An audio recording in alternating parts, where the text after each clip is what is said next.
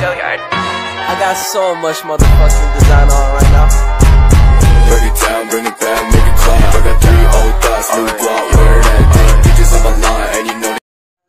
Assalamualaikum warahmatullahi wabarakatuh. Perkenalkan, nama saya Repiang Raini dengan NIM 30 32 11 10 08. Video ini akan menjelaskan tentang analisis manfaat biaya dan kondisi terbatas. Baiklah, langsung kita mulai saja. Yang pertama-tama, apa sih yang dimaksud dengan analisis manfaat biaya? Analisis manfaat biaya atau yang bisa disebut dengan cost benefit analysis merupakan metode yang digunakan untuk mengevaluasi proyek atau keputusan dengan membandingkan manfaat dan biaya yang terkait dengan itu, yang diukur dalam bentuk nilai moneter untuk memudahkan dalam perbandingannya. Tujuan dilakukan analisis ini adalah untuk membantu para pemimpin atau pembuat keputusan agar tidak membuat keputusan berdasarkan feeling saja, namun harus berdasarkan penilaian yang rasional dan objektif dari perbandingan cost dan benefit yang ada. Tahapan-tahapan pengerjaan dari metode CBA yaitu sebagai berikut. Yang pertama, mengidentifikasi dan menentukan masalah. Yang kedua, mengidentifikasi biaya dan manfaat.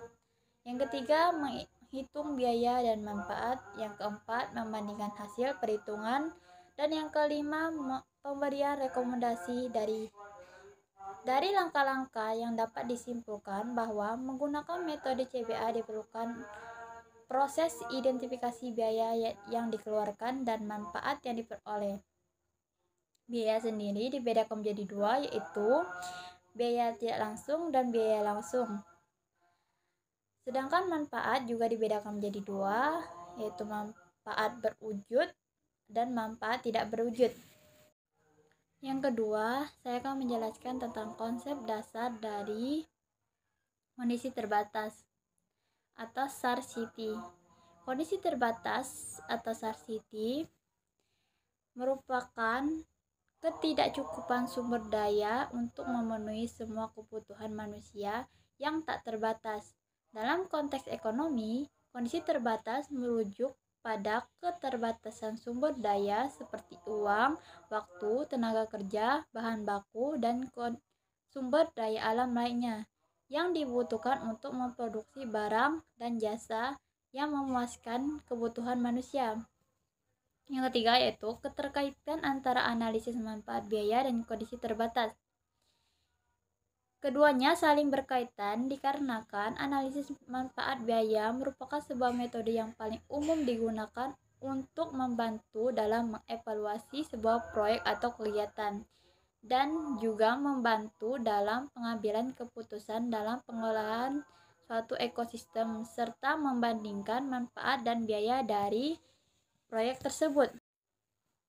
Dengan metode tersebut, kita bisa mempertimbangkan kondisi terbatas yang ada, di mana hal kita bisa menentukan pilihan yang bijak untuk nantinya bisa memberikan manfaat yang sebesar-besarnya dengan biaya yang sekecil-kecilnya.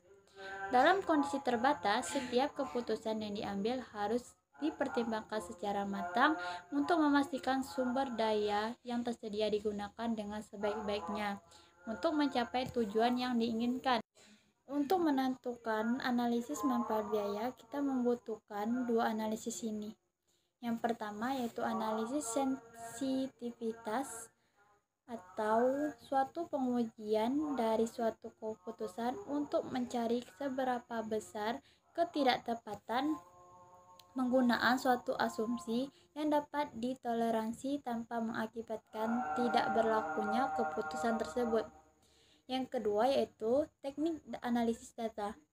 Teknik analisis data merujuk pada serangkaian metode dan teknik yang digunakan untuk menganalisis dan memahami data yang dikumpulkan. Tujuan analisis data adalah untuk mengidentifikasikan pola hubungan, tren dalam data, serta membuat kesimpulan yang dapat digunakan untuk membuat keputusan atau mengambil tindakan yang lebih baik. Dari materi ini dapat disimpulkan bahwa analisis manfaat biaya merupakan metode yang berguna untuk mengevaluasi proyek atau keputusan dengan membandingkan manfaat dan biaya yang terkait. Namun, dalam menerapkan metode ini, kita harus mempertimbangkan kondisi terbatas sumber daya yang tersedia dan memilih proyek atau keputusan yang memberikan manfaat tertinggi dalam hubungannya dengan biaya. Baiklah, mungkin itu saja materi yang bisa saya sampaikan. Terima kasih. Wassalamualaikum warahmatullahi wabarakatuh.